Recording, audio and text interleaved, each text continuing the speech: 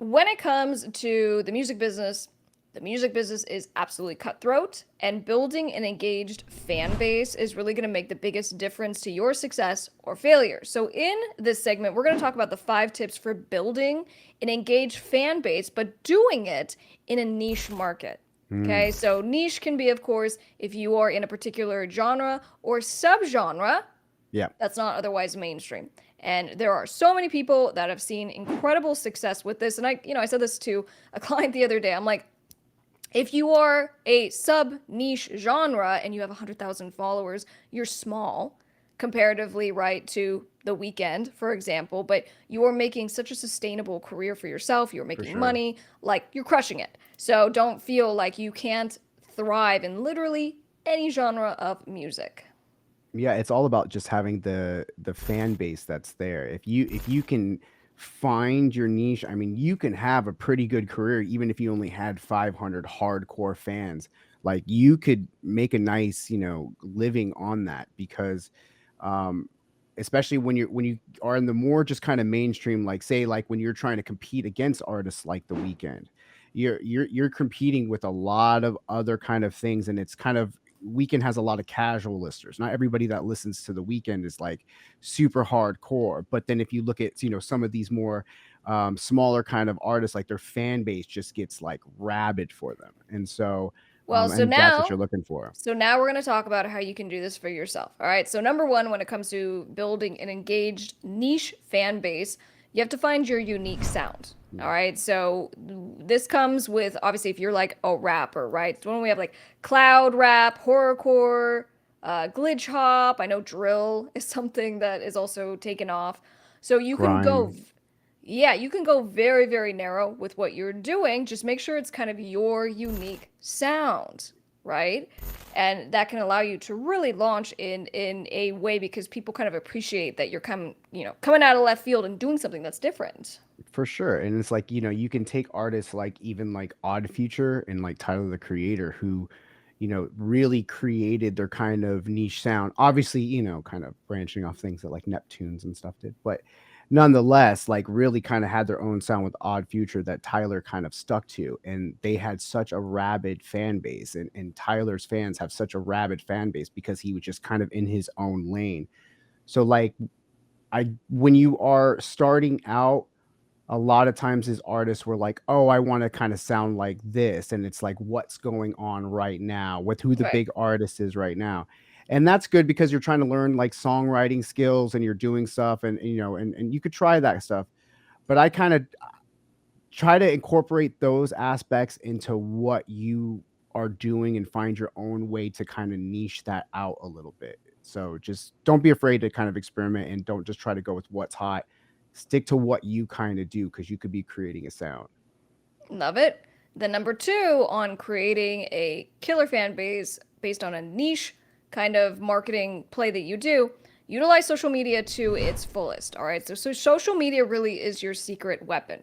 So all the platforms like TikTok and Instagram and even Facebook, right? Pick three. Out of Mm, all the platforms, have at least three that you mm, are regularly yeah, posting on. And whatever regular is for you, make sure it's just consistent because you're going to at least teach your audience when to expect content from you. absolutely. Absolutely. And make sure that it's quality content. And by quality, I don't mean necessarily like it has to be super pro shot or anything like that. I just mean that it has like a purpose. It's you should always be trying to make content that provokes engagement from your audience, like further than a like. So when you're posting, make sure that you're asking questions of your audience so they can make it easy for them to participate in your community and brand that you're building and the overall conversation. So think about that as far as quality. All right, then number three, team up for impact. So Mm. collaborations are the name of the game. So you're going to seek out influencers, fellow artists within your niche to join forces Yes. with Yes. because if you happen to be the dark pop artist or the dark rock pop thing that you're doing, Mm. find the other person, the other band that is similar to what you're doing. Make friends. Absolutely. And listen, this is something that especially when you're kind of new starting off as an artist, you feel like these other artists that are in your genre are your competition. They're not. Like, stop competing with other artists in your genre. You're not competing with them. Who you're competing against is yourself. If when these other artists that are like kind of like, especially if they're not major artists that are kind of doing the same thing, if they go up, you go up. And it's better just to kind of reach out to them and see what you guys can do together. Maybe you can build your own kind of community and network around a group of artists that you can go on tour with. So stop finding these artists as your competition. Stop looking what the other guy is doing and just seeing how you guys can build something, especially if your like interests are totally aligned. Like, these people are your allies, they're not your enemies. Love it. So, number 4, when it comes to my 5 tips for building an engaged fan base with niche marketing, we're going to talk about exclusive rewards. So, this is making sure you're connecting with your fan base, right? So, what can you do to make them feel really special? Because they are special. What free giveaways, what merchandising, the discounts, behind the scenes, meet and greet opportunities. What can you do that is special just to your followers? Because they are the ones that will talk about your music, that will come to your shows, that will buy your merch. They're the ones Mm. that really matter above all else. So here's a perfect example. So let's say you do like horrorcore rap, right? So I see channels that there's this channel that I see that's like, it's like the Grim Collective or something, where it's like these kind of like this goth couple, and they kind of go around and they visit like movie sets and like horror movies and different stuff like that. But sometimes, for their viewers to kind of give something back, they'll watch like a horror movie with them live streamed on YouTube. They don't show the screen of what's going on, and they don't have the volume down. So they're just kind of talking and doing commentary while it's on, and then they start it at the same time. So if like you're a horrorcore artist, you could do something like that. You know what I mean? You Hmm. could show things that you know that your audience is into and participate in those things. So like if you do like kind of like stuff where your rap music has like a lot of anime references, or a lot of like, like that's the culture, like that's the style. There's a genre for it. I'm spacing on it.